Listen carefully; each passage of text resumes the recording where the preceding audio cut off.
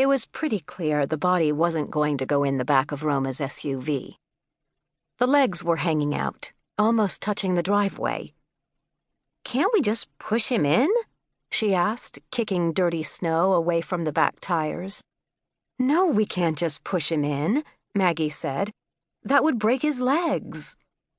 She walked to the other side of the SUV. "Maybe if we put him in feet first." She looked at me. "What do you think, Kathleen?" What did I think? I thought it was freezing. "He still won't fit," I pointed out. "Could we take his legs off?" Maggie looked at me aghast. "Take Eddie's legs off? How?" "I have a hacksaw under the front seat," Roma added, oh so not helpfully.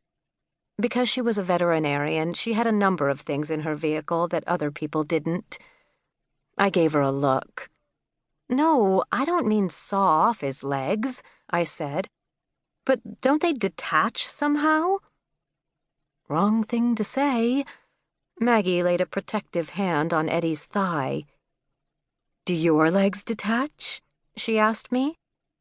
I exhaled slowly, watching my breath hover in the air. "No," I said, "my legs don't detach. But I'm a human being and Eddie's a mannequin." "He's a mixed media assemblage piece," Maggie said huffily.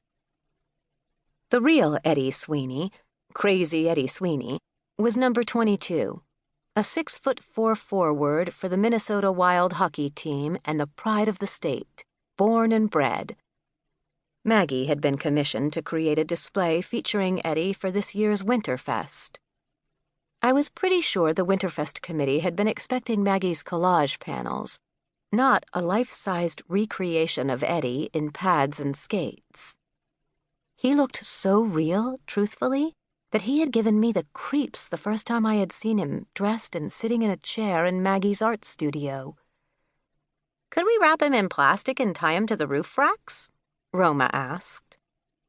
All I could see were Roma's eyes and nose buried under the hood of her heavy coat. "Realistically, how far do you think we'd get before someone called the police?" I said. "Good point, Kathleen," she said. "We can't leave him like this." Maggie looked skyward. "I think it's going to snow." "There's a surprise," I muttered. Winter in Mayville Heights, Minnesota, came in 3 varieties: about to snow, snowing, and get out the shovel. I had to concede, though, that the town looked like something out of an old Currier and Ives greeting card. Snow decorated the tree branches, frost sparkled on window panes, and there was a complete snowman in every second yard. It was my first real winter in town.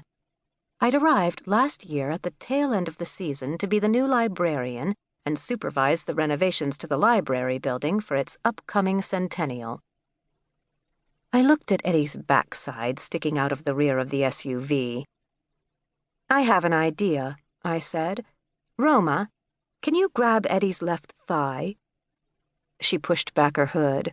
"With pleasure," she said with a grin. She gave faux Eddie a pat on the behind and caught him by the leg and the waist. I took the other side, and we lifted him out of the back of the SUV. Though he wasn't a real body, he was still heavy.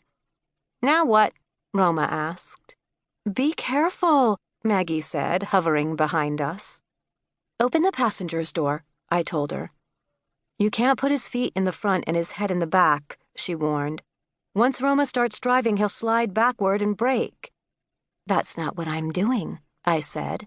"Trust me."